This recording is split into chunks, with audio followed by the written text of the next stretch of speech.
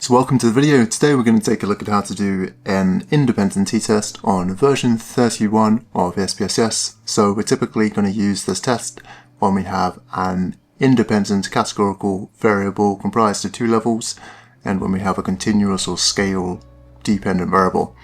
So for this example, we're going to imagine that we are looking at how tired nurses feel. So we have in this B column here their fatigue scores. So a higher score indicates a high level of fatigue, and in this A column we have 1s and 2s, and a 1 represents a nurse who works day shifts and a 2 represents a nurse who works night shifts. So we're going to see whether there's a significant difference between those two groups in terms of their fatigue scores. So the first thing we're going to do is put the data into SPSS. So we can go down to variable view, and then we can give a name to our independent variable. So let's call this something like shift. And then we'll give a name to our dependent variable. So let's call this fatigue. Then we can use this values column here to indicate what the different levels of the independent variable are. So if we click on this row here and then on this little box that appears, we can click this plus button, and then we can say that 1 equals day, so that means day shift. We'll click this plus button again, we'll enter 2, and we'll say that 2 equals the night shift. Then we'll go to OK, and then we'll go to this measures column, and we'll say that shift is a nominal variable, which is otherwise sometimes known as a categorical variable. And we'll say that fatigue is a scale variable, which is sometimes known as a continuous variable. So once we've done that, we can go down to data view, and we can see that the names of those two variables appear at the top of these two columns. So let's go back to this Excel file, and then I'll click on the top left piece of data. I'll scroll down, and then while holding shift, I'll select the bottom right piece of data. Then I'll go to Command or Control C to copy those data. Then I'll go back to SPSS, and I'll select the top left cell.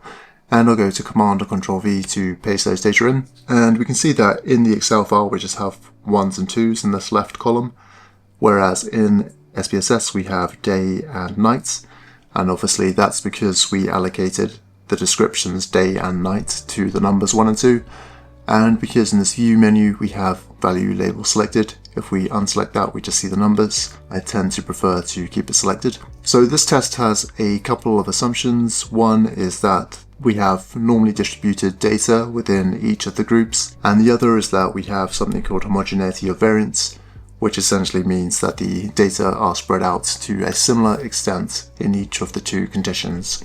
And as I've mentioned in this note here, if you find that one of these assumptions isn't met, especially the normality assumption, there's a way around the homogeneity or variance assumption, you might consider doing a Mann-Whitney-U test instead, which is the non-parametric equivalent of the independent t-test, and it doesn't assume that you have normally distributed data. So let's take a look at how to check this normality assumption. So we can go up to Analyze, and then down to Descriptive Statistics, then across to Explore. Then we can transfer our independent variable to this factor list, and we can transfer our dependent variable to this dependent list. Then we can go to Plots, and we can untick Stem and Leaf, we can tick Histogram, and we can tick Normality Plots to Tests. Then we can go to Continue, and then to OK. And then if we scroll down slightly, we find this tests of normality table, which has two normality tests within it. It has the Shapiro-Wilk test and the Kolmogorov-Smirnov test. So we typically use this test here when we have fewer than 50 participants per condition, and we use this test here when we have more than 50 participants per condition.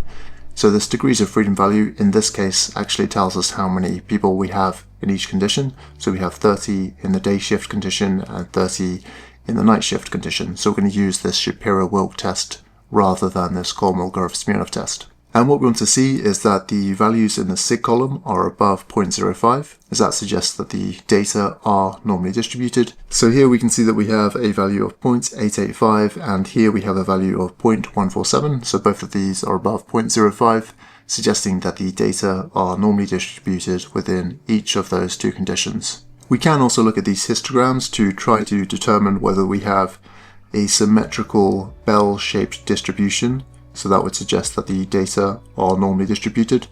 This doesn't look especially convincing. Most of it looks quite good, with the exception of this big bar here, perhaps. And if we scroll down, most of this looks quite good, but again we have sort of this big bar here which doesn't really correspond to the bell-shaped distribution that we would like to see. However, it's always a bit subjective when you're trying to determine whether your data are normally distributed based on these histograms, so I tend to prefer to make that assessment based on whether or not these values in the SIG column are above or below 0.05.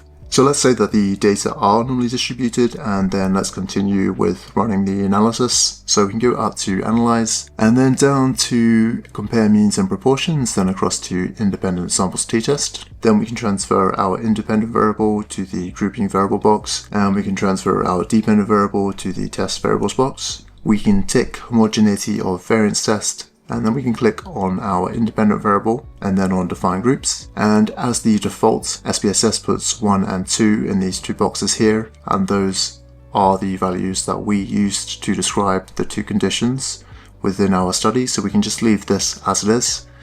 And then we can go to continue and then to OK to run the analysis. So the first thing I'm going to look at is this homogeneity or variance test table and at the SIG column here. And what we want to see is that this value is above 0.05, as that supports the assumption that we have homogeneity of variance.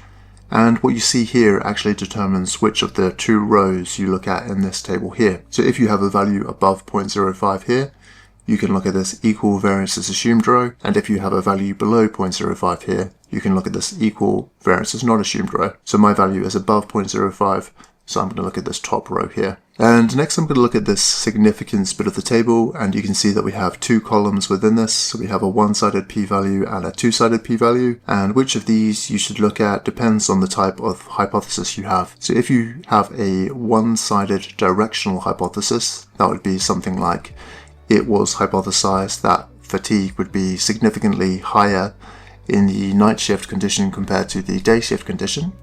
And if you had a two-sided hypothesis, it would be something less specific, like it was hypothesized that there would be a difference between the day shift and the night shift conditions. So you're not specifying which would have the higher level of fatigue. So let's imagine that we had a one-sided hypothesis. So let's look at this one-sided column here. And we can see that we have a p-value of less than 0.001, and as this is less than 0.05, it indicates that there's a significant difference in fatigue between the nurses in the day shift and the night shift conditions. And then if we look at this group statistics table, we can see that we have a mean of about 51 in the night shift condition and a mean of about 45 in the day shift condition. So taking these statistics together with these statistics, we can conclude that fatigue was significantly higher in the night shift condition compared to the day shift condition. So that's essentially how we interpret the results, but let's also take a look at how we can report them. So I have an example here, and I've just started off by saying why we did the test. So I've said that an independent samples t-test was conducted to compare fatigue scores in the day shift and night shift conditions. I've then referred to the normality tests, so I've said that Shapiro-Wilk tests indicated that the data were normally distributed in the day shift condition and in the night shift condition, and then I've inserted some stats to support that. So we'll take a look at where those come from. So we have a W value of 0.98, and if we scroll up in the output, we get to this tests of normality table, and here we have the day shift row. And if we look at the statistic column, we can see that we have a value of 0.982. So I've just rounded that to 2 decimal places in the example result section. We also have a degrees of freedom value of 30, and we have a P or SIG value of 0.885. So here's that degrees of freedom value of 30, and here's that P value of 0.885. And then I've just reported the same stats again for the night shift condition, and those are just coming from this bottom row of that table. So next I've said that Levine's test indicated that the assumption of homogeneity of variance was met, and I've inserted a couple of statistics. So I've said that the F value was 0.04 and that the P value was 0.849. So if we scroll back down in this output until we get to this homogeneity of variance test table, and here we can see that the F value is 0.04. So that corresponds to what we have here. And we have the P value of 0.849. and that corresponds to what we have here. So next I've said that fatigue scores were significantly lower in the day shift condition than in the night shift condition, and I've inserted some means and standard deviations. So here are the means and standard deviations for the day shift condition. So if we go back to the outputs, we can see that those come from this group statistics table. So here's the day shift. We have a mean of 45.87, rounded to 2 decimal places, and that's what we have here. And we have the standard deviation value of 6.16, and that's what we have here, just rounded to 2 decimal places. And then we've taken the mean and the standard deviation for the night shift condition, and we've reported those here and here. Finally, we have the t-test itself. So we've said that t equals minus 3.82, and we're getting that from this column here, and we were looking at this equal variances assumed row where we have this value of minus 3.82.